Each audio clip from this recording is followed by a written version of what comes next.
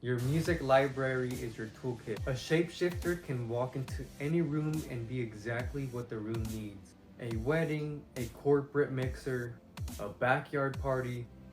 The same DJ can be a completely different animal in a completely different environment. But none of that works if your music library is a mess. So that's where we're gonna start. This is the shape-shifting DJ Grimoire. By the end of this playlist, you should be able to run an event completely by yourself. No crew, no safety net, nobody to bail you out. The skill isn't to play songs. It's reading and becoming what it needs to be.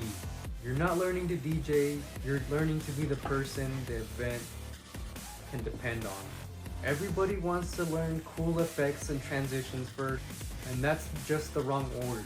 The moment that separates the amateurs from the pros is when it's 10 p.m. and the bride's uncle requests a song.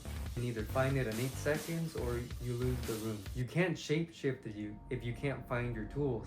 Your library is your toolkit. Or if it only lives on your Spotify or your Apple Music, you don't own it. If you don't have any Wi-Fi, there's no venue, there's no song, and there's no gig. So where you can actually go to and buy these files is you can either do it the old-fashioned way, go out and get the physical record, the CD, go to DJ pools like Tidal and Beatport that run off subscription services, or you can produce and export your own tracks. And you don't have to be a genius. The only thing you need to know is the difference between a WAV file and an MP3 file.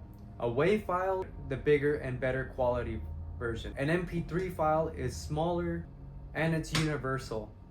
If you can find the WAV file, always go over the MP3 file. But if you can only get the MP3 file, it's completely fine. Most people really won't be able to tell the difference. And just note that different rooms will need different playlists. Corporate events need the clean edits. Weddings need the classics you would never play at a club. Start owning the rooms you haven't stepped into yet. Now, when you go and download the files, you're gonna have to name the file once you download it onto your computer for your flash drive. And it typically goes artist name, track, and then version. Just know what key and BPM they're at. It's optional now, but it'll save you time later. For future years, gonna be sweating in a dark warehouse trying to find one song. Be nice to that person. So now this is the folder system. Start off by putting your music and you'll create a folder under that which you can name your new additions. Any new music that you find, you can just drop it in there and you can find it easily. Then you're gonna make a separate playlist for the weddings. You're gonna make now a sub playlist in that. For the ceremony, another playlist in that same folder. For the cocktail hours, for the dinner, for the reception, and finally the opening to the slow dance, to the last dance, and then to the after party if they want. Then when you're kicking it with the homies, you should have a playlist by genre that can go from hip hop, R&B, house. If your homies are the headbangers, then make the filthiest fucking rhythm playlist that you can. Make a folder for emergency or for backups. Get the songs that you know will hit at pretty much any moment. The classics that you know always be hidden. It doesn't matter if it's like 3 a.m. and you're pissed drunk at a club. If Taylor Swift comes on, you're gonna be singing Taylor Swift, or you know, XYZ, fill in the blank. Organize your music by the moment, not just by the genre either. Genre folders are for digging. The intentional folders are literally your lifeline. So once we build that on the computer first, then you can go and copy it onto your drive.